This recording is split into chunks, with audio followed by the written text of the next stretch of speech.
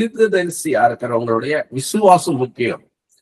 நீங்க ஒருத்தர் தீர்க்க தரிசனம் சொல்றீங்கன்னா, நீங்க விசுவாச வாழ்க்கையை வாழ்ந்தால்தான் மத்தவங்களுக்கு விசுவாசத்தை பத்தி சொல்ல முடியும். நீங்க விசுவாச வாழ்க்கையை வாழாம இருந்தீங்கன்னா உங்களால மத்தவங்க விசுவாசத்துக்குள்ள நடத்த முடியாது. நம் போராட்டம் உண்டு, கஷ்டம் உண்டு, நெருக்கடி உண்டு. அதன் மத்தியிலும் கர்த்தரை எப்படி பிடிச்சு நிக்கிறீங்க, அதான் விசுவாச வாழ்க்கை. அப்படி இருந்தா தான் நீங்க மத்தவங்களுக்கு விசுவாசத்தை பத்தி சொல்ல முடியும். நீங்க விசுவாசத்துல வாழ்க்கை வாழாம மத்தவங்களுக்கு விசுவாசத்தை பத்தி சொல்ல முடியாது. நிறைய விதமானா வேற வேற சைடு இன்கம்னு சொல்லிட்டு வேற வேற வேலைகள் பார்ப்பாங்க, பிசினஸ் பார்ப்பாங்க. அது மூலமா இன்கம் வச்சுக்கிட்டு ஊழியம் பண்ணுவாங்க. அவங்களால என்ன பண்ண விசுவாச வாழ்க்கை வாழல. அவங்க ஆண்டவரை மாத்திரம் சார்ந்து நீங்க வாழ்ந்தாதான் அந்த விசுவாச வாழ்க்கை. அப்பதான் நீங்க அவங்களை நடத்த முடியும். ஆண்டவரை இருக்க பற்றி பிடிச்சிருங்க அப்படி நீங்க சொல்லணும்னா நம்ம அப்படி வாழணும். நம்ம விசுவாச வாழ்க்கைய வாழணும். அதான் பவுல் சொல்றாரு, நல்ல போராட்டத்தை போராடினேன், என் ஓட்டத்தை முடித்தேன், என் விசுவாசத்தை நான் காத்து கொண்டேன்றாரு. இந்த உலகத்துல உபத்திரவங்கள் உண்டுன்னு ஆண்டவரே சொல்லியிருக்கிறார். கஷ்டம் உண்டு. இந்த கஷ்டத்துக்கு அதாவது யோபு குறிச்சு பாக்குறோம், எவ்வளவு கஷ்டப்பட்டாருன்னு. அன்னாளை குறிச்சு பாக்குறோம். விசுவாச வாழ்க்கை அதெல்லாம் ஆண்டவரை சார்ந்து வாழ்க்கை. அப்படி போல வாழ்ந்தாத்தான் நம்ம சொல்ல முடியும். அதனால ஒரு தீர்க்கதரிசி விசுவாசத்துல நிக்கணும். அப்பதான் அந்த ப்ராபஸிலையும் விசுவாசம் வரும். அவன் சொல்லக்கூடிய தீர்க்க தரிசனத்தையும் அந்த விசுவாசம் சொல்ல முடியும் மற்றவங்களுக்கு. அநேக நேரங்கள என்னோட ஆண்டவர் பேசுகிற காரியம், ஏன்னா அவர் தான் தீர்க்கதரிசி, நம்ம கிடையாது. அவர் நம்மகிட்ட சொன்னாதான் நம்ம தீர்க்க தரிசனம் சொல்ல முடியும். அநேக நேரங்கள்ல என்னோட ஆண்டவர் பேசுற காரியம் தொடர்ந்து, நான் அநீதி செய்கிற தேவன் நான் கேட்பார். நான் நீதி செய்கிற தேவன், நான் அநியாயம் செய்கிற தேவனா, நான் நியாயம் செய்கிற தேவன், நான் உண்மை இல்லாத தேவனா, நான் உண்மை உள்ள தேவன். அப்ப என்ன தெரிஞ்சு கேட்டீங்கன்னா, ஆண்டவருடைய நேச்சுரை தெரிந்து கொள்கிறோம். எப்படிப்பட்ட குணாதிசயம் உள்ள தெய்வம், எவ்வளவு அன்புள்ள இரக்கமுள்ள தெய்வத்தை நம்ம வணங்குகிறோம். அவருடைய கேரக்டர் தான் நம்மளுக்கு வெளிப்படுது. ப்ராஃபஸில மெயினா தீர்க்க தரிசனத்துல வெளிப்படுறது என்னன்னு கேட்டீங்கன்னா, எல்லாருக்கும் நம்ம எதிர்காலத்தை சொல்றது, எதிர்காலத்தை குறித்து சொல்றதான் தீர்க்க தரிசனம் இல்லை. அது இருந்தாலுமே முக்கியமாக நான் அனுபவத்தை பார்த்தது, அவர் யாருன்றத வெளிப்படுத்துறார். அவர் எவ்வளவு தூரம் நம்மளை அன்புள்ளவரா இருக்கிறாரு, எவ்வளவு நம்மளை சிநேகிக்கிறார். ஒரு நாள் கைவிட மாட்டார், ஒரு நாளும் கைவிட மாட்டார். அதான் நம்ம சொல்றோம். கைவிட மாட்டார்ன்ற வார்த்தையை நம்ம எதிர்பார்க்கிறோம். உங்களை கைவிட மாட்டார், உங்க வாழ்க்கை மாறும், உங்க வியாதியிலிருந்து உங்களை வெளியே கொண்டு வருவார். இந்த காரியத்துல நீங்க இவ்வளவு நாளும் காத்திருக்கீங்க, அதை நிச்சயமாக அதை செய்து கொடுப்பார் அப்படின்னு அவர் என்ன செய்யணுமோ அதைத்தான் நம்ம தீர்க்க தரிசனம் எதிர்பார்க்கிறோம். ஆனா அதுக்கு அப்பாற்பட்டு அவர் யாருன்றதை பார்க்க வைக்கணும். அதான் தீர்க்க தரிசனம். நீ வணங்குகிற தெய்வம் யார் தெரியுமா? அதுதான் மெயின். இன்னொன்னு உங்களுக்கு ஒரு பிராக்டிக்கலான காரியம், நேரடியாக ஆண்டவரே பேசுவது போல தீர்க்க தரிசனம் சொல்ல வைப்பார். மகனே பயப்படாத, நான் உன்னோட இருக்கிறேன், நீ ஏன் கலங்குற? இந்த காரியங்களை நான் உன்னை செய்யலையா கடந்த காலத்துல, இப்பயே நீ கலங்குகிறன்னு நேரடியாக பேசுற மாதிரி தீர்க்க தரிசனம் சொல்ல வைப்பார். இன்னொரு விதம், கர்த்தர் சொல்லுகிறார், கர்த்தர் இப்படியாக சொல்லுகிறார்னு சொல்ல வைப்பார். அப்ப அது எப்படின்னு கேட்டீங்கன்னா, அந்த சிச்சுவேஷனை பொறுத்து, அவங்களுடைய சூழ்நிலையை பொறுத்து, அவங்க உள்ளுக்குள்ள போராட்டமா இருந்தாங்கன்னா அதுக்கு ஏற்ற விதத்துல பேசுவார். நேரடியாக அவரே பேசுவது போல நம்ம மூலமா பேசுவார். இன்னொன்னு, அவர் சொல்ல நம்ம சொல்லுவார், இப்படி சொல்றார், இப்படி சொல்றார். நம்மளுக்கு தீர்க்க தரிசனங்கள் வேணும், தீர்க்கதரிசிகள் அவசியம். ஆனா முக்கியமானது காரியம் என்னன்னா, மேலோட்டமா தீர்க்க தரிசனம் சொல்லுகிறவங்க இல்ல, நுணுக்கமாக தீர்க்க தரிசனம் சொல்லுகள் அவசியமா இருக்கு நமக்கு. உங்க வாழ்க்கையில ஆண்டவர் அற்புதம் செய்வார், ஒரு பிரகாசமான எதிர்காலத்தை வைத்திருக்கிறார், நல்ல ஒரு வாழ்க்கை துணை வைத்திருக்கிறார், நல்ல ஒரு வேலையை வைத்திருக்கிறார், நல்ல ஒரு ஸ்தலத்தையும் ஸ்தானத்தையும் உங்களுக்கு வைத்திருக்கிறார் அப்படின்னு சொல்றது நல்லது. ஆனா இப்ப நம்ம இருக்கிற நிலைமைக்கும் அந்த நிலைமைக்கும் நடுவுல பல படிகள் இருக்குது, பல பல ஸ்டெப்ஸ் நம்ம கடந்து போக வேண்டியிருக்குது. அதையும் நம்ம சொல்லணும்.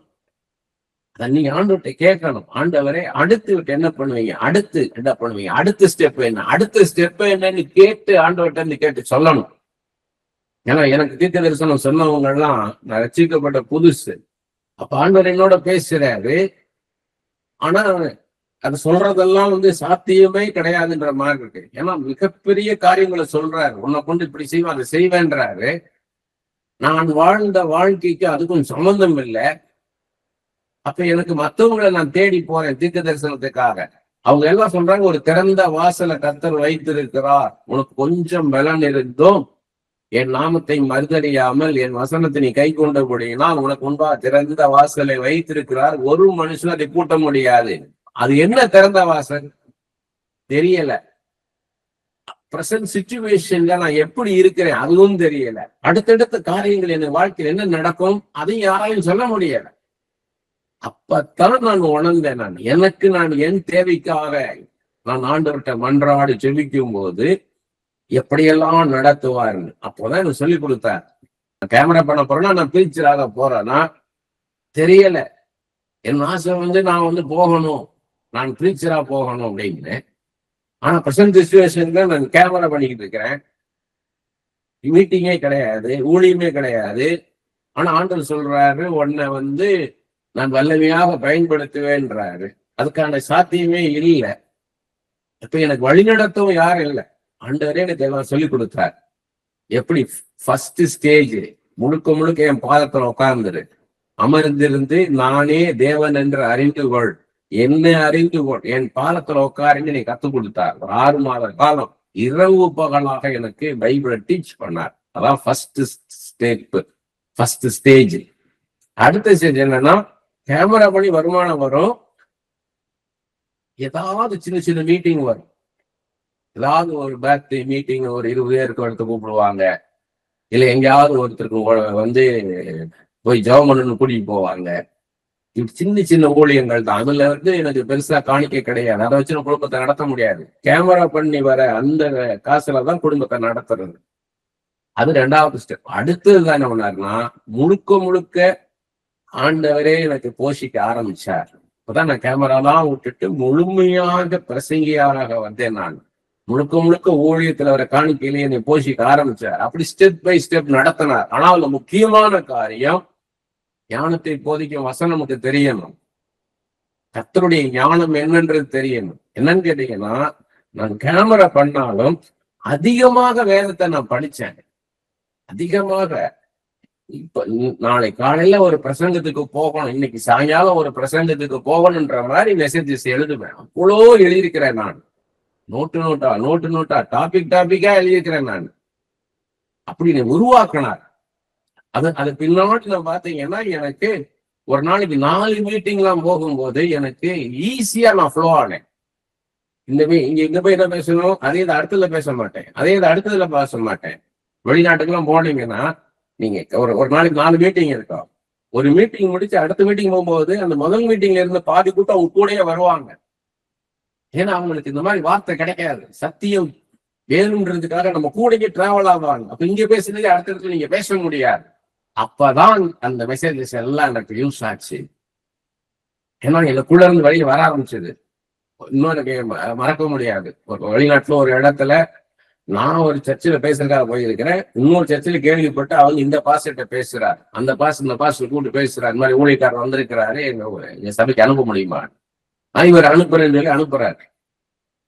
நான் ஒரு டாபிக் எடுத்துட்டு போயிருக்கிறேன். நான் அங்க போய் பேசுறதுக்காக அந்த பாஸ்டர் என்ன சொல்றாரு, அறிமுகப்படுத்தும் போது பிரைஸ் வர்ஷிப் எல்லாம் போச்சு. அப்ப எல்லாம் நான் திரும்ப இந்த மெசேஜ் தான் பார்த்துட்டு இருக்கிறேன். நான் திரும்ப அது என்னென்ன எப்படி கொண்டு போகணும், எதை சொல்லணும், எப்படி சொல்லணும், என்ன உதாரணங்கள் சொல்லணும், இதையே நான் என் மனசுக்குள்ள யோசித்து பார்த்துட்டு இருக்கிறேன். எல்லாம் பிரைஸ் அண்ட் வர்ஷிப் முடிஞ்ச உடனே அவர் இன்ட்ரோடியூஸ் பண்றாரு, சகோதரர் சோகன்ஸ் வந்திருக்கிறார், வரங்களை குறிச்சு நல்லா சொல்லி கொடுப்பாருன்னு சொன்னாங்க. அதனால நம்ம சொல்லி வரங்களை குறிச்சு பேசினா நல்லா இருக்கும்ட்டார். நான் வரங்கள் நோட்டே எடுத்துட்டு போல. நான் எனக்கு என்ன பண்ண தெரியல. சரி, நான் போய் நின்னேன். அந்த போய் நிற்கும் போது என் மனசுல ஆண்டு பேசினார், என் உள்ளத்துல ஆண்டு பேசினாரு. வரங்கள் நோட்டத்தான் நீ கொண்டு போல, வரங்கள் உனக்குள்ளதான் இருக்குது, நீ பேசுனார், தைரியமா பேசுனார். அப்படி நான் பேச ஆரம்பிச்சேன். ஒரு நாள் முழுக்க பேசுறேன். கர்த்தருடைய நாம மகிமைப்பட சொல்றேன். நான் ஒரு நாள் முழுக்க பேசுறேன். நான் லஞ்ச் பிரேக் பண்ணாங்க, திரும்ப அதுக்கப்புறம் தொடர்ந்தாங்க. முழுக்க முழுக்க எனக்குள்ள இருந்த அவ்வளவு தூரம் நம்ம நிறைச்சிருவார். அதனாலதான் நான் திரும்ப திரும்ப உங்கள்ட்ட சொல்றது, வேதத்தை அதிகமாக படிங்க படிங்கன்றது. இப்ப பாத்தீங்கன்னா நான் ஒரு 2-3 நோட்கள் எழுதி வச்சிருந்தேன். அந்த நோட்டெல்லாம் எடுத்து வச்சிருந்தேன் இப்ப நான் உங்களுக்கு சொல்றதுக்கு. ஆனா ஆண்டவர் பைபிள்ல இருந்து நேரடியா பேச முடியாது பண்ணிட்டார். பைபிள்ல இருந்து எடுத்து பேசுட்டார், அவ்வளவுதான். அவர் அவர் அவர் நடத்துவார், அவர் பேசுவார். அதுக்கு நம்ம இடம் கொடுக்கணும். அப்படி போல நம்ம ஒவ்வொரு ஸ்டெப்பும் நம்ம சொல்லணும். ஒரு குருடனை, ஒரு ஒரு ஒரு ஒரு பார்வை தெரியாத ஒருத்தருக்கு நீங்க வழி சொன்னீங்கன்னா எப்படி சொல்லுவீங்க? இங்க இருந்து நேரா போங்க, 2 கிலோமீட்டர் தள்ளி 4வது ரைட்டு, 7வது ரைட்ல திரும்புங்க, அதுல 3வது லெப்ட்ல திரும்புங்க நான் சொல்லுவீங்க? அவருக்கு ஒண்ணுமே தெரியாது, கண்ணு தெரியாதவருக்கு ஒவ்வொரு அடியா நீங்க சொல்லிக் கொடுக்கணும். அப்படி போல நம்ம ஜனங்களுக்கு சொல்லிக் கொடுக்கணும்.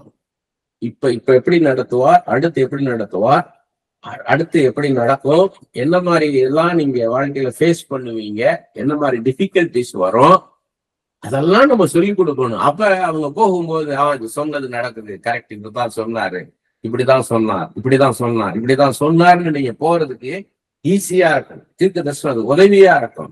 ஸ்டெப் பை ஸ்டெப் சொல்லிக் கொடுக்கணும். அக்யூரட் ப்ராஃபஸி வேணும். துல்லியமாக தீர்க்க தரிசனம் சொல்லணும். துல்லியமாக தீர்க்க தரிசனம் சொல்லணும்னா நம்ம ஆண்டவரோட க்ளோஸா இருக்கணும். ஆண்டவரோட நீங்க நெருங்கி இருந்தா தான் உங்கள்கிட்ட கண்டினியூஸா பேசுவார். இது என்ன காரியம் தெரியுதா, அது என்ன காரியம் தெரியுதான்னு உங்கள்கிட்ட பேசுவார். என்ன நடந்தது, இப்ப என்ன நடக்குது, இனி என்ன நடக்க போகுது, ஏன் அப்படி நடந்தது, ஏன் இப்படி நடந்துட்டு இருக்கு, இனி ஏன் அப்படி கொண்டு போக போறார் அப்படின்னு காரணக்காரிகள் எல்லாம் சொல்லணும். சும்மா இந்த வேலையை விட்டு இன்னொரு வேலைக்கு கொண்டு போக போறார் ராக்காபா காபா பாபான்னு சொல்லிடக்கூடாது. கஷ்டத்தின் மத்தியில வந்தாங்கன்னா உடனே இந்த கஷ்டத்துல கத்தர் எடுத்து போடுவார், நசுக்கி போடுவார். இல்ல, கத்தர் ஏன் அவங்களோட சூழ்நிலை வச்சிருக்கிறார், ஏன் உங்களை தனிமைப்படுத்தி வச்சிருக்கிறார், ஏன் வனாந்தரமான ஒரு வாழ்க்கை, ஏன் உங்க ஆத்துமா வனாந்தரம் போல இருக்குது, ஏன் வறண்ட பாலைவனம் போல ஏன் இருக்குது, அதை சொல்லணும். ப்ராஃபஸி மூலமா நம்ம ஆண்டவரை நம்ம என்ன பண்ணணும்னா முகமுகமாக தெரிந்து கொள்ளணும். எக்ஸ்பீரியன்சிங் காட்னு இங்கிலீஷ்ல அழகான வார்த்தை. தமிழ்ல எனக்கு அதை எப்படி சொல்லணும்னு தெரியல. அவருடைய அன்பு, அவருடைய மனதுருக்கம், அவருடைய இரக்கம், அவருடைய கிருபை, இதெல்லாம் ருசிச்சு பார்க்கிற மாதிரி இருக்கணும் ப்ராஃபஸின்றது. ஒரு தீர்க்கதரிசனம் சொன்னீங்கன்னா அவங்க ஆண்டவரை ஆண்டவருடைய அந்த அன்பை, அகலத்தையும் நீளத்தையும் ஆழத்தையும் உயரத்தையும் அவங்க ருசிச்சு பார்க்கிற மாதிரி இருக்கணும். யாரோ ஒருவர் தான் தீர்க்க தரிசனம் சொல்லணும், ஏதோ சொல்லிட்டு போவோம்னு சொல்லிட்டு போக கூடாது. கருத்தா ஜெபிக்கணும், போராடி ஜெபிக்கணும். ஒரு சகோதரி அவங்க வாழ்க்கையில் அடுத்து என்ன நடக்கும் எனக்கு தெரியல, எப்படி நடக்கும்னு கேட்டு சொல்லுங்க நாங்க. அப்ப நான் ஆண்டவர்கிட்ட நான் ஜெபம் பண்றேன். ஆண்டவர் சைலண்டா இருக்கார். ஆண்டவர் சைலண்டா இருக்காருன்னு என்ன அர்த்தம்? அது முக்கியமான காரியம் அர்த்தம். இப்படி ஒரு சீஃப் மினிஸ்டரை பார்க்க போறீங்க, உங்களுக்கு அப்பாயின்மெண்ட் கொடுத்துட்டாரு, நிறைய பேர் இருக்காங்க, உங்களுக்குன்னு வர டைம்ல அந்த டேல அந்த டேட்ல அந்த டைம்ல நீங்க உள்ள போயிட்டீங்க, உட்கார்ந்து இருக்கிறீங்க, வேற யாரும் கிடையாது, முதலமைச்சரும் நீங்க மட்டும்தான் உட்கார்ந்து இருக்கிறீங்க. இப்ப எப்ப பேச போறான்னு காத்திருக்கிறீங்க. சைலண்டா இருக்கார். ஆனா என்ன அர்த்தம்? பேச போறார். சரி வந்தீங்களா, ரைட்டு பாத்துருவோம், இந்த ஒரு மனு கொடுத்துருக்கிறீங்க, அதை நான் கன்சர்ன் டிபார்ட்மெண்ட் சொல்லி உங்களுக்கு செஞ்சு கொடுக்குறேன், பாப்போம், வணக்கம்ட்டாருன்னா அது முடிஞ்சு போச்சு. ஆனா அவர் சைலண்டா உட்கார்ந்து இருக்கிறாரு, எதையும் பண்ணல அவரு. நீங்க அதை பார்த்துட்டே இருக்கீங்க, அவரு உங்களை பார்த்துட்டு இருக்காரு, ஏதோ ஒன்று பேச போறேன்னு எப்படி இருக்கும், அப்படிதான் இருக்கும். ஆண்டவர் சைலண்டா இருந்தாரு. ஆனா ஏதோ ஒண்ணு முக்கியமான விஷயம் பேச போறாரு. அப்பதான் அவர் என்ன பண்ணாருன்னா, நீங்க இத முக்கியமான விஷயம், ஏன்னா அது அவங்க வாழ்க்கை, அவங்க பாஸ்ட் லைஃப் எனக்கு சொன்னார். ஃபர்ஸ்ட் பாஸ்ட் லைஃப்ல எப்படி வந்தாங்க, எனக்கு தெரிஞ்சது கொஞ்சம், நான் அறியாத காரியங்களும் எடுத்து வந்தார். அவங்க நேச்சர் என்ன, ஏன் அவங்களுக்கு அந்த மாதிரி காரியங்கள்லாம் நடந்தது, இப்ப எப்படி போனாங்க, ஒரு ஒரு கொஞ்சம் சமீப காலமாக அவங்க வாழ்க்கையில எப்படி எல்லாம் போனாங்க, அதனால என்ன நடந்தது, அவங்க விசுவாசம் எங்க இருக்குது, அதான் மெயினா பேசுவார். மெயினா விசுவாசத்தை குறிச்சு பேசுவார். ஏன்னா அதுதான் அவருக்கும் அவங்களுக்குள்ள ரிலேஷன்ஷிப். அவங்க ஃபெய்த் லைஃப் எப்படின்றத பேசுவார். மற்ற மனுஷங்களை நம்பி இருக்கிறாங்களா, இல்ல அவங்க வேலையை நம்பி இருக்காங்களா, அல்ல அவங்க திறமையை தாழ்ந்தி நம்பி இருக்கிறாங்களா, இல்ல அவங்க சூழ்நிலையை நம்பி இருக்கிறாங்களா, கர்த்தரை எப்படி தேடுறாங்க, மேலோட்டமா தேடிட்டு இருக்காங்களா, இல்ல உண்மையாவே ஆண்டவரை நேசிச்சு தேடுறாங்களா, இத பேசுவார். இத அடிப்படையா வச்சுதான் தீர்க்க தரிசனம் வரணும். அவங்க நல்ல க்ளோஸா இருக்கிறாங்க அப்படின்னா வேற மாதிரி பேசுவாரு. க்ளோஸா இல்லையா, முதல்ல க்ளோஸா வர வைப்பார். எல்லா தீர்க்க தரிசனத்துக்கும் இது பேசிக்கா இருக்கும். அவங்க ஆண்டவரோட நெருங்கணும். இவங்க என்ன பண்ணுவாங்கன்னா, நம்ம சொல்லிக்க, ஒரு ட்ரையாங்கிள், ஒரு முக்கோணத்தை நம்ம மனசுல வச்சு கிடக்கணும். ஒரு பக்கம் இயேசு கிறிஸ்து, இன்னொரு பக்கம் நம்ம யாருக்காக ஜெபிக்கிறோமோ அவங்க, இன்னொரு பக்கம் அவங்க நடக்க வேண்டிய ஆசீர்வாதம்.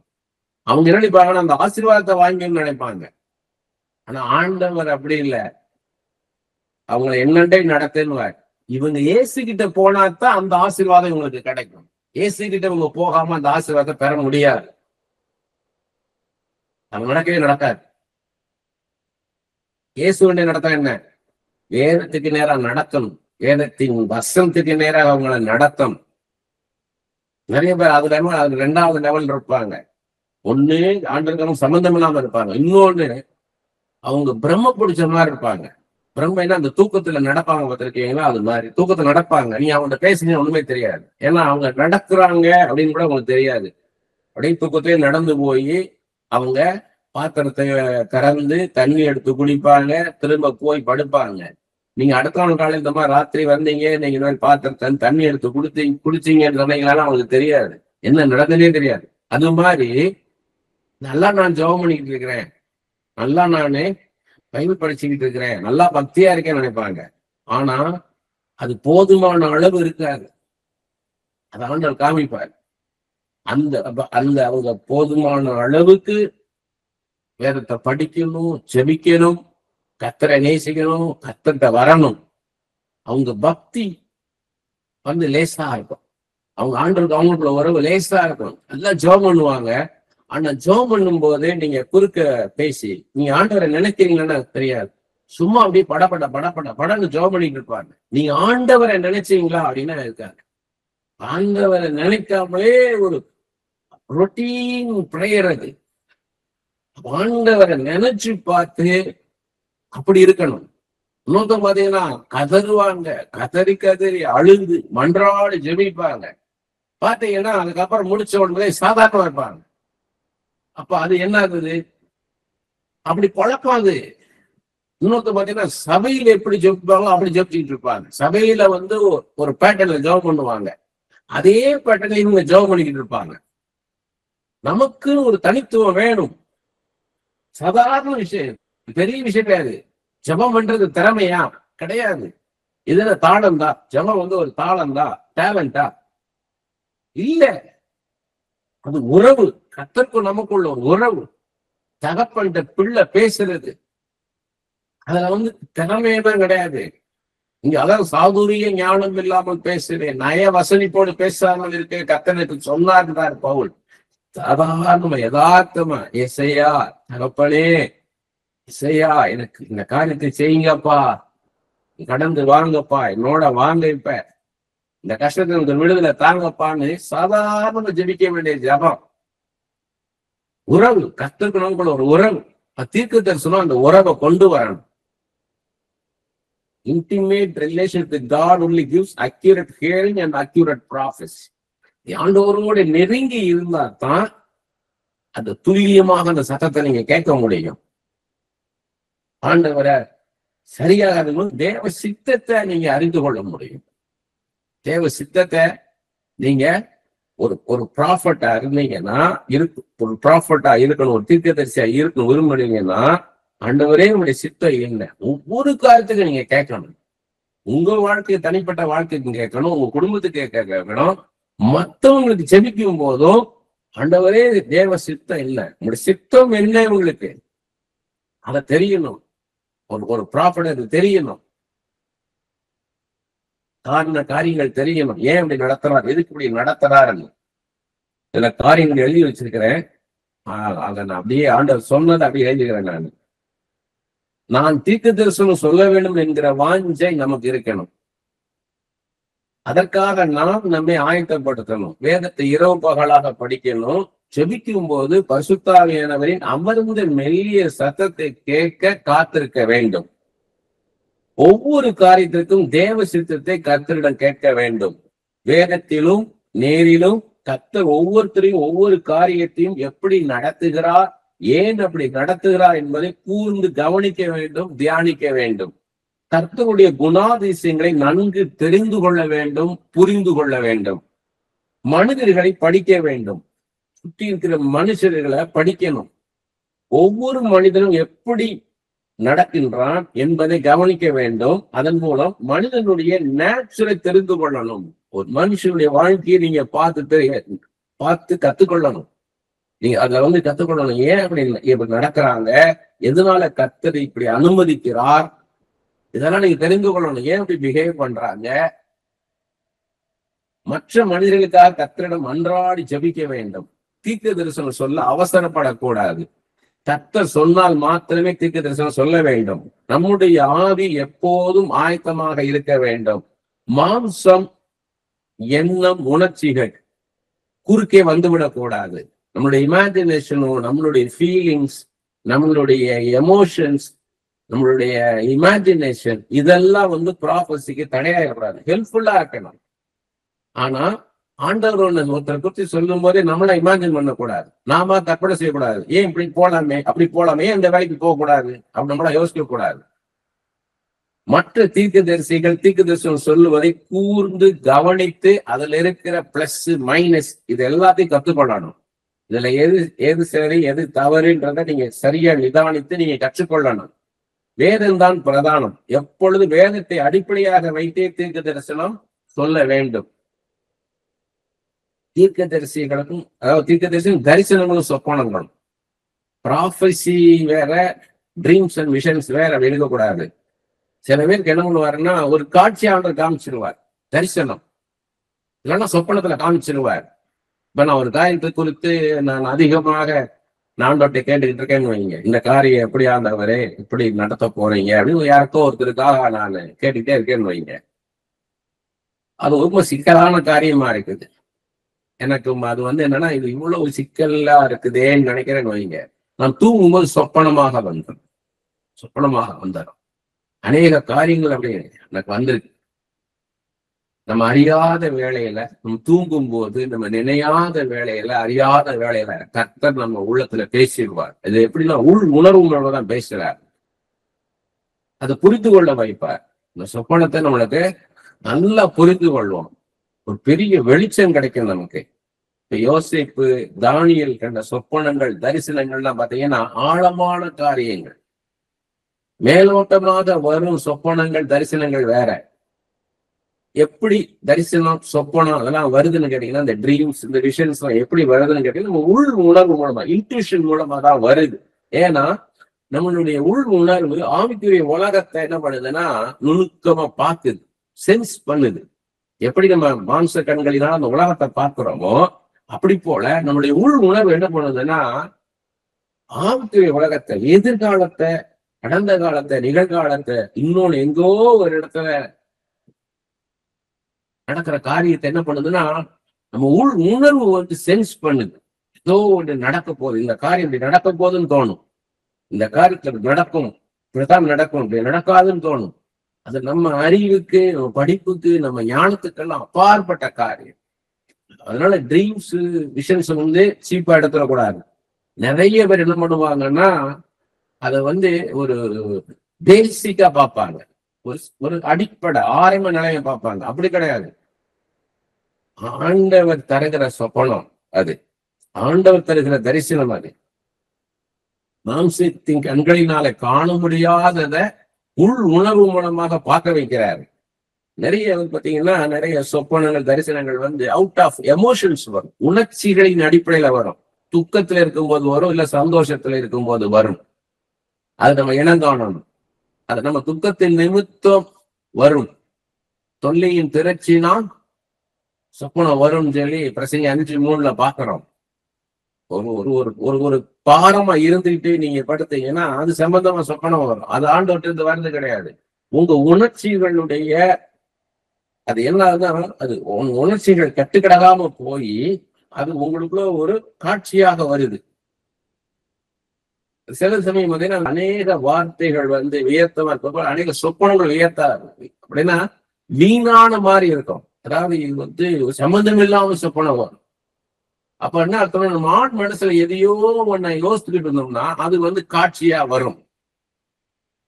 அப்புறம் இந்த பொறாமப்படுறது, கோபப்படுறது, நேர்த்திமையா நடக்கிறது, தாழ்வு மனப்பான்மை, வாஞ்சிக்கிற காரியம், சில காரியங்களை வாஞ்சிக்கிறது, இதெல்லாம் சொப்பனமா வரும்.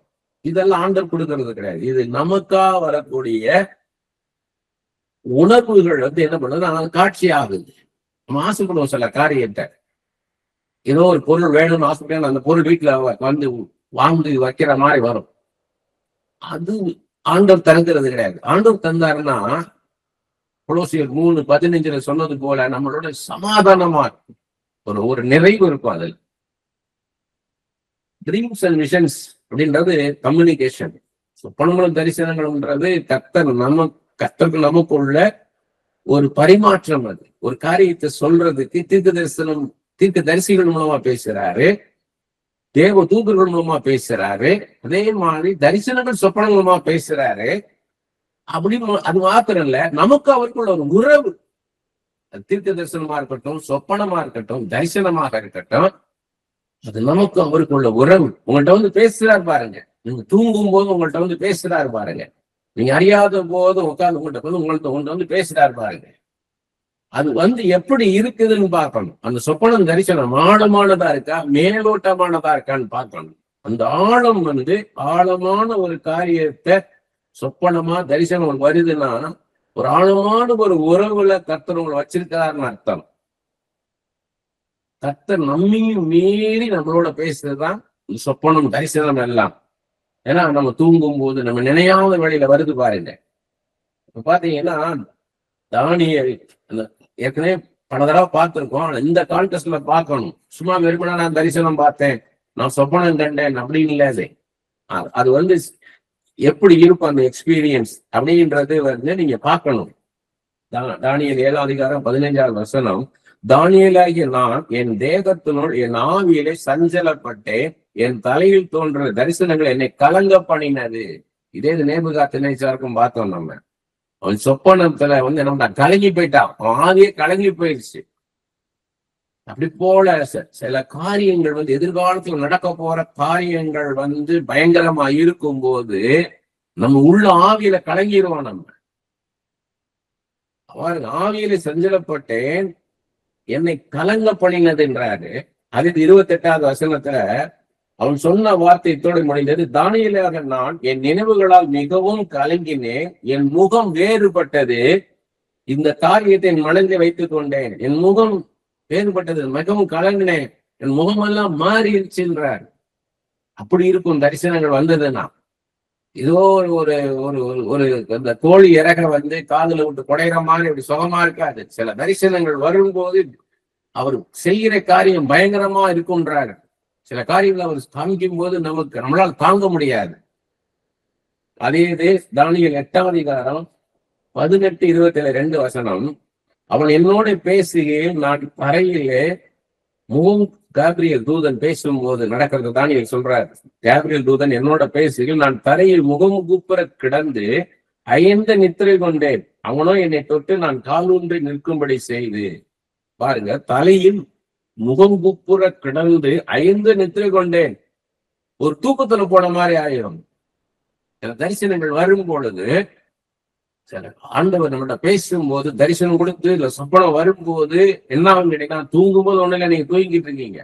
ஆனா நீங்க முழிச்சிருக்கும் போது தரிசனங்கள் ஆண்டவர் கொடுக்கும் போது உங்களுக்கு ஏதோ ஒரு தூக்கத்துக்குள்ள போன மாதிரி இருக்கும். எந்த நித்திரை திரும்பி எப்படி வருவீங்கன்னே தெரியாது. நம்ம தூங்கிட்டோமோன்னு இருக்கும், தூக்கம் நம்ம அமுத்துதோன்னு இருக்கும், அந்த மாதிரி இருக்கும். அதே 10ஆம் அதிகாரம் 8வது வசனம், நான் தனித்து விடப்பட்டு அந்த பெரிய தரிசனத்தை கண்டேன், என் பலனெல்லாம் போயிற்று, என் உருவம் மாறி வாடி போயிற்று, திடனற்று போனேன். இதெல்லாம் நடக்குது பாருங்க. அதே 16, 17 வசனம், அப்பொழுது மனுபுத்திரன் சாயலாகி ஒருவன் என் உதடுகளை தொட்டான், உடனே நான் என் வாயை திறந்து பேசி எனக்கு எதிரே நின்றவனை நோக்கி, என் ஆண்டவனே, தரிசனத்தினால் என் மூட்டுகள் புரண்டன, பலனற்று போனேன். மூட்டுகள்லாம் பிறன்றுச்சுன்றாரு, கால் மூட்டெல்லாம் பிறன்றுச்சு, பலனற்று போனேன். ஆகையால் என் ஆண்டவனுடைய அடியேன் என் ஆண்டவனுடைய பேச கூடுவது எப்படி? இனி என்னில் பலன் இல்லை, என்னில் மூச்சும் இல்லை என்றேன். எனர்ஜியா போன மாதிரி ஆயிடும். ஏன்னா அந்த சொப்பனம், அந்த தரிசனம் வரும்போது உங்க மேல ஒரு பலத்த அபிஷேகம் இறங்கி வரும், கர்த்தருடைய வல்லமை இறங்கி வரும். சாதாரணமான காரியம் கிடையாது, உங்களால தாங்க முடியாது. இந்த சரீரம் தாங்காது. உங்க ஆணியில உங்களை எடுத்துட்டு போவார். பவுல் சொல்றாருல, 3ஆம் வானம் வரைக்கும் எடுத்து கொள்ளப்பட்டான் ஒருவன், அது அவருதான். உங்களை உங்க பாடியும் ஸ்பிரிட்டும் சேர்த்து ஆண்டவர் எடுத்துட்டு போக முடியும். உங்க ஸ்பிரிட்டை மட்டுமே ஆண்டவர் எடுத்துட்டு போக முடியும். அது எங்கனாலும் கொண்டு போகணும். அப்படி போகும்போது நீங்களே உங்க பாடியை நீங்க பார்க்கலாம், உங்க சரீரத்தை நீங்க பார்க்கலாம். உங்க சரீரம் உங்க ரூம்ல நீங்க ஜெபம் பண்ணிக்கிட்டு இருப்பீங்க. ஆனா உங்க ஆவி என்ன பண்ணுவாருன்னு ஆண்டவர் எடுத்து கொண்டு போவார். எடுத்து கொண்டு போய் காலங்களுக்கும் அப்பாற்பட்ட காரியங்கள் எல்லாம் காமிச்சிட்டு திரும்ப அந்த ஆவி உங்களுக்குள்ள வரும் பொழுது அது வரைக்கும் உங்க பாடி சாதாரணமா நிற்கும், சாதாரணமா நிற்கும். அது வரும்போது அந்த அந்த ஒரு அன்ஈசினஸ் இருக்கும் உங்களுக்கு. ஹெவி அனாயிட்டிங், அது heavy presence of God, heavy power of God mighty வேலை இருக்கும். ஆண்டவருடைய வல்லமை உங்க சரீரத்தால் தாங்க முடியாது. அங்க ஒரு இடத்துல சொல்றாரு பாருங்க,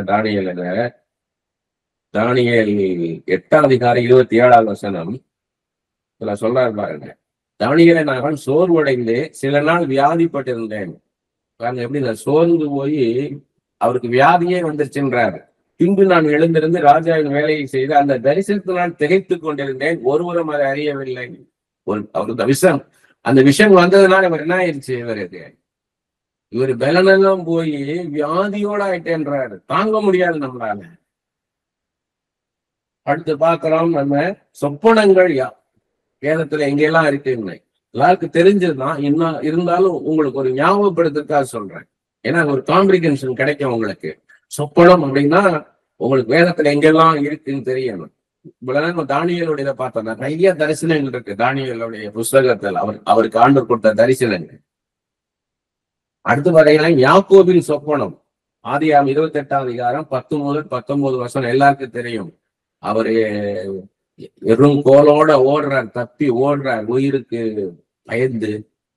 ஏன்னா அவர் சேஷ்டபுத்திர பாகத்தை ஒரு பைத்தம் கூட கொடுத்து ஏமாத்திட்டாரு, ஏசடன் வாங்கிட்டாரு. அப்புறம் ஏசா மாதிரி ரோமம் இருக்கிற மாதிரி ஆட்டத்தோல்லாம் போட்டு அவருடைய ஆசீர்வாதத்தை திருடினாரு.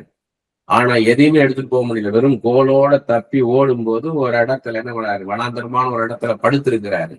படுத்திருக்கும் போது அவருக்கு சொப்பனம் வருது, ஒரு ஏணி வருது, தேவதூதன் ஏன் இறங்குறதான், கர்த்தன் வர்றாரு. அப்பதான் என்ன பண்றாரு, இது தேவனுடைய வீடு, இது வானத்தின் வாசல், பெத்தேல் அப்படின்னு சொல்லி அந்த பேர் வைக்கிறாரு. ஏன்னா ஆண்டவரை நான் பார்த்தேன்னு சொல்றாரு. அந்த சொப்பனம் யாக்கோபுக்கு அது ஒரு சொப்பனமா வருது. என்னன்னா, நீ ஒரு சொத்துக்கு ஆசைப்பட்ட, உன் வம்சத்துல நான் வரப்போறேன். ஆண்டவர் சொல்றார், உன் வம்சத்துல நான் பிறந்து உன்னை நான் கனப்படுத்த போறேன்றாரு. நீதான் அந்த ஏணி, பரலோகத்துக்கும் பூலோகத்துக்குள்ள ஏணி நீதான், உன் மூலமா தான் நான் வரப்போறேன் இந்த பூமிக்குன்றாரு. அப்படி ஒரு கணத்தை வச்சிருக்கேன், நீ போய் இந்த உலக ஆசீர்வாதத்துல போய் நீ அலைந்தியேன்னு. அடுத்தது யோசேப்பின் சொப்பனம், ஆதியாகமம் 37ஆம் அதிகாரம் 5 முதல் 11 வசனங்கள். 2 சொப்பனம் வந்துச்சு யோசேப்புக்கு 17 வயசுல. எல்லாரும் பாட்டிலும் இவரை உயர்த்த போறாருன்னு.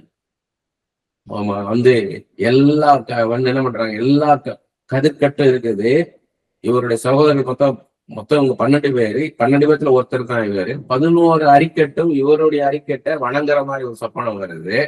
இவர் ஆண்டு உயர்த்த போறாரு. 2வது எல்லா சகோதரர்களும் இவர் வணங்குற மாதிரி, சூரியனும் சந்திரனும் நட்சத்திரங்களும் இவரை வணங்குற மாதிரி. யோசேப்பு நிக்கிறாரு, சூரியன் சந்திரன் நட்சத்திரங்கள்லாம் இவர் வணங்குற மாதிரி பாக்குறாரு.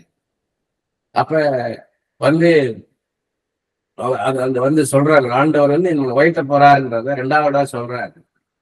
அப்ப யாக்கோபு முதற்கொண்டு கோவப்படுறாங்க. நாங்கள்லாம் சொல்லி உன்னை வணங்க போறாமான்னு சொல்லி. அதனால அவர் மேல அதிகமா பொறாமப்படுறாங்க, எதிர்த்து நிக்கிறாங்க. அப்ப அந்த அந்த யோசேப்பின் சொப்பனம் அதுதான். ஆனா அந்த சொப்பனம் நிறைவேறுச்சு. ஆண்டவர் 30வது வயசுல 17 வயசுல கண்ட சொப்பனம் 30வது வயசுல அவர் பிரதான மந்திரியாக போய் நின்னுட்டார். அப்ப நம்மளுக்கு வர சொப்பனங்கள் நல்லது. யாக்கோபுக்கு வந்து ஃபியூச்சர்ல எப்படி கொண்டு வர போறார்? நீ இப்ப யாக்கோபு உன்னை இஸ்ரவேலாக ஆக்க போறேன், இஸ்ரவேல் கோத்திரத்துல நான் வந்து மனுஷனாக ஆண்டவரே வந்து பிறக்க போறேன்றார். உன்னை அப்படி கனப்படுத்த போறேன். அப்படி போல நமக்கு வந்து பின்னால் நடக்க போற காரியத்தை சொப்பனமாக ஆண்டவர் தரார், தரிசனமாக கொடுக்கிறார். அடுத்து லாபானின் சொப்பனம், ஆதிகாரம் 31 24 29 ரெண்டுலையும் பார்க்கிறோம். லாபானின் சொப்பனம் என்னன்னா, அவர் யாக்கோபை துரத்திட்டு போறாரு. யாக்கோபு வந்து தன்னுடைய 2 மனைவிகள் பிள்ளைகள் எல்லாத்தையும் எடுத்துக்கிட்டு லாபானுக்கு தெரியாம அங்க இருந்து புறப்பட்டாரு. லாபான் துரத்தும் போது லாபானுடைய சொப்பனத்துல ஆண்டவர் எச்சரிக்கை கொடுக்கிறார், நீ யாக்கோபு மேல கை வைக்காதன்னு சொல்லி. அப்பதான் சொல்றாரு இவட்ட வந்து, எனக்கு வல்லமை உண்டு. லாபான் வந்து யாக்கோபோட சொல்றாரு, எனக்கு வல்லமை உண்டு உன்னை வீழ்த்துறதுக்கு. ஆனா உன் ஆண்டவர் என்னை வந்து எச்சரிக்கை கொடுத்தார், உன் மேல கை வைக்க கூடாது. அடுத்தது அபிமெலேக்கின் சொப்பனம், ஆதிகாரம் 20 3 பார்க்கிறோம். ஆபிரகாமுடைய மனைவி சாராள் வந்து ஆபிரகாம் சொல்ற என் சகோதரின்றார், மனைவின்னு சொல்லாம பயந்து போய். அதனால என்ன பண்ற, அபிமெலேக்கு ராஜா தான் திருமணம் செய்து கொள்ளலான்னு சொல்லி சாராளை வந்து வைக்கும் போது ஆண்டவர் எச்சரிக்கை கொடுக்குற, ராத்திரியில நீ வந்து உண்மையான உத்தம இருதயத்தோட தான் நீ செஞ்ச, தவறான இடத்துல செய்யல. ஏன்னா அவன் வந்து தன்னுடைய சகோதரின்னு சொன்னதுனாலதான் வந்து, மனைவின்னு சொல்லியிருந்தா நீ அவளை கூட்டு வந்திருக்க மாட்டேன் திருமணம் செய்யறதுக்காக. என் நல்ல இடத்தோட செஞ்ச நீ வந்து, ஆனா நீ அவன் மேல கை வச்சுட்டா அவன் ஒன்ன மேல கை வைப்பேன்ட்டார், எச்சரிக்கை கொடுக்கிறார் அபிமெலேக்கு ராஜாட்ட. அவன் தீர்க்கதரிசி, உனக்கு அவன் ஜெபிப்பான்றாரு. அடுத்து பிலாத்துவின் மனைவிக்கு சொப்பனம் வருது, மத்தேயு 27 பிலாத்துக்கு முன்னாடி இயேசு கிறிஸ்து நிக்கிறாரு, ஒரு குற்றவாளியை போல, அடிக்கப்பட்ட ஆட்டுக்குட்டியை போல. அப்ப பிலாத்துவின் மனைவிக்கு சொப்பனம் வந்து அவ சீட்டு எழுதி அனுப்புறா பிலாத்துக்கு, அந்த மனுஷனை ஒண்ணும் செஞ்சிடாத, நீதிமான், அவர் மேல எதுவும் செஞ்சிடாதன்னு.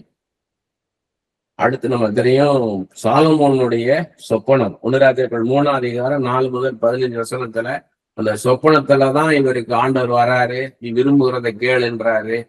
இவர் ஐஸ்வர்யத்தையோ இவர் கனத்தையோ சம்பத்தையோ அதெல்லாம் கேட்கல, எனக்கு ஞானத்தை தாரம்ன்றாரு. அது கர்த்தருக்கு உகந்த விண்ணப்பமா இருந்தது. இதுவரைக்கும் இப்படிப்பட்ட ஞானம் யாருக்கு கொடுத்ததில்லை, இனிமேல் நான் கொடுக்க போவதில்லைன்னு அப்படிப்பட்ட ஞானத்தை அவருக்கு கொடுக்கிறார். இது சொப்பனத்துல நடந்த காரியம். அடுத்தது வந்து மீதியானியர், அமலேக்கியர், சகல கிழக்கு புத்திரர், இவங்கெல்லாம் சேர்ந்து என்ன பண்றாங்க, இஸ்ரவேல் ஜனங்களை வந்து விதைக்கிறதெல்லாம் வந்து அழிச்சு போடுறாங்க. அப்ப அதுல ஒருத்தருக்கு சொப்பனம் வரும். கிதியோன் வந்து ஆண்ட சொல்றாரு, நீ போய் அவங்களை அடின்ற. கிதியோன் வந்து அப்ப நீ பயந்தேன்னா நீ போய் பாரு, அங்க நான் பேசுவேன்றாரு. அப்படி போகும்போது 2 பேர் பேசிக்கிட்டு இருக்காங்க. அதுல ஒரு கூடாரம் இருக்குது, ஒரு பெரிய ஒரு அப்பம் வந்து பரண்டு வந்து அது எல்லாத்தையும் மேலே மூடி போட்டுருச்சுங்கும் போது அது கிதியோன் தான். அப்பதான் கிதியோன் வந்துடுது, ஆண்டவனோட ஜெயிக்க வைக்க போறாருன்னு சொல்லி உற்சாகமா போய் அடிச்சு நொறுக்கிறாரு.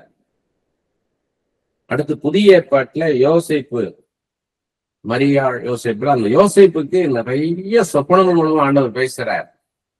அது பாத்தீங்கன்னா மத்தேயு 1:20, 2:13, 2:19, 2:22. அதாவது மத்தேயு 1:20, 2 13, 19, 22 இத்தனையும் பாத்தீங்கன்னா சொப்பனம் மூலமாக ஆண்டவர் பேசுறார் யோசேப்புட்ட. அடுத்து வந்து அப்போஸ்தலர் 10 முதல் 23 பாக்குறோம். பேதுரு தரிசனம் பாக்குறாரு, மத்தியான வேளையில பசியோட இருக்கிறாரு, ஜெபிக்கலான்ட்டு மாடிக்கு போறாரு. அவங்க சாப்பாடு ரெடி பண்ணிட்டு இருக்காங்க. அந்த நேரத்துல அவருக்கு ஒரு சொப்பனம் வருது. அதாவது புறஜாதிகளுக்கும் ஆண்டவர் தெய்வம், யூதருக்கு மாத்திரமல்ல நான் புறஜாதிக்கும் தெய்வம்ன்றத அவருக்கு என்ன பண்றாரு, ஒரு தரிசனம் மூலமாக ஆண்டவர் வெளிப்படுத்துறாரு. ஒரு துப்பட்டி மேல இருந்து வருது, தொட்டு மாதிரி ஒண்ணு வருது. அதுல பாத்தீங்கன்னா மிருகங்கள் பறவைகளா இருக்குது. அப்ப இவர் பேதுரு நினைக்கிறாருன்னா, நான் யூதருக்கு தான் நான் வந்து அப்போஸ்தலன், புறஜாதிகளுக்கு நான் அப்போஸ்தலன் இல்ல, வேணா இல்ல புறஜாதிகளுக்கும் நான் பயன்படுத்த போறேன்றாரு. அப்படிதான் குறுநெலி வீட்டுக்கு கொண்டு போறாரு ஆண்டவர். அடுத்தது பவுல் வந்து பாத்தீங்கன்னா இயேசு கிறிஸ்துவ தரிசனமா பார்க்கிறார். இயேசு கிறிஸ்துவே அவருக்கு தரிசனம் கொடுக்கிறார். தரிசனம் 2 விதத்துல வரும். ஒண்ணு, நம்ம உள்ளத்துல ஒரு காட்சியை போல பார்க்கிறது. அடுத்தது நம்ம ஆவியை ஒரு இடத்துல கொண்டு போவார். ஒரு இடத்துல கொண்டு போய் காமிப்பார் அந்த இடத்த. அப்படி ஒரு தரிசனம் வரும். இன்னொன்னு, இயேசு கிறிஸ்துவே தரிசனமாகிறார் பவுலுக்கு. அது எங்க எல்லாம் இருக்குன்னு கேட்டீங்கன்னா, அப்போஸ்தலர் 18ஆம் அதிகாரம் 9-10 வசனங்கள், 9-10. அடுத்து 22ஆம் அதிகாரம் 17ஆவது வசனம். அடுத்து 23ஆம் அதிகாரம் 11ஆவது வசனம். இதெல்லாம் இயேசு கிறிஸ்து தரிசித்தார் என்றத சொல்றார். அடுத்து 2 கொரிந்தியர் 12ஆம் அதிகாரம் முதல் 5 வசனங்களை பார்த்தீங்கன்னா 3ஆம் வானம் வரைக்கும் எடுத்து போயிட்டார். அப்ப ஆண்டவரை முகமுகமா தரிசிக்கிறார். ஒரு ஒரு சுவாசிக்கு தரிசனம் சொப்பனம்ன்றது வருது வேற. ஆனா ஒரு தீர்க்கதரிசியா இருக்கிறவருக்கு வரக்கூடிய தரிசனம் சொப்பனமும் ஆழமான ரகசியம் உள்ளதா இருக்கும். தேசங்களை குறித்து இருக்கும், சபையை குறித்து இருக்கும். அடுத்து இந்த தேசத்துல என்ன நடக்க போகுது, அடுத்து சபையை எப்படி கொண்டு போக போற, அடுத்து ஊழியங்களை எப்படி கொண்டு போக போற, பெரிய காரியங்களை பேசுவார். அப்ப ஆண்டவர்கிட்ட நீங்க கேட்கணும். ஏன்னா ஆண்டவரே சொல்றார் யோவேல் 2:28-29 மாம்சமான யாவர் மீது நாவியை ஊற்றுவேன், நீங்க தீர்க்க தரிசனம் சொல்லுவீங்க, சொப்பனம் பார்ப்பீங்க, தரிசனம் பார்ப்பீங்கன்றார். அவரே சொல்றார். மோசே சொல்றாரு, இந்த எல்தாத்து மேதாத்துல என்னை சுற்றி இருக்க லட்ச ஜனங்கள் என்ன போல தீர்க்க தரிசனம் சொல்லணும்ன்றாரு. பவுல் சொல்றார், வேற அந்நிய நின்றாருங்க, வளருங்க, நீங்க தீர்க்க தரிசனம் சொல்ல நாடுங்கள்ன்றார். அப்ப இது ஆண்டவருடைய வாஞ்ச, நீங்கள்லாம் தீர்க்க தரிசியாக எழும்பணும்ன்றார். ஒரு தீர்க்க தரிசியாக இருந்து நம்ம கற்றுக்கொள்கிற காரியம் என்னன்னு கேட்டீங்கன்னா,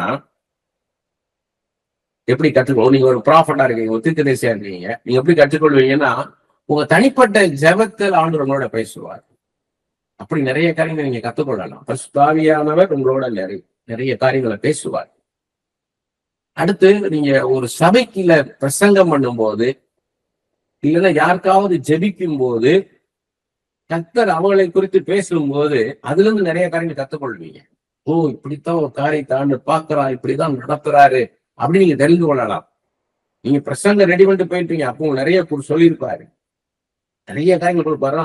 அந்த மேடையில போய் நிற்கும் போது, அந்த பிரசங்க மேடையில நிற்கும் போது இப்படி இந்த காரியத்தை சொல்லுன்னு பாருங்க. அப்ப அதுல இருந்து காரியங்கள் நீங்க தெரிந்து கொள்ளலாம். ஓ, இதுதான் முக்கியம், இங்க இதுதான் முக்கியம், இந்த பாட்டை பாடினுவார். எதுக்கு நம்ம நினைப்போம், நம்ம அந்த பாட்டை நம்ம ரெடி பண்ணிருக்க மாட்டோம். நம்ம அதுக்காக நம்ம எதுவுமே ஆயத்தமா இருக்க மாட்டோம். இந்த பாட்டை பாடுவார். அந்த பாட்டை பாடும்போது அது அவங்களுக்கு தீர்க்க தரிசனமாக இருக்கும். இந்த வசனத்தை சொல்லுவார். அந்த வசனம் எங்க இருக்குன்னு கூட தெரியாது. இந்த வசனத்தை சொல்லுவார், இந்த சம்பவத்தை சொல்லுவார். ஒரு குருடனை நடத்தணும் போல நடத்துவார். அடுத்து என்ன சொல்லுவார் தெரியாது, இப்படிதான் நடத்துவார்.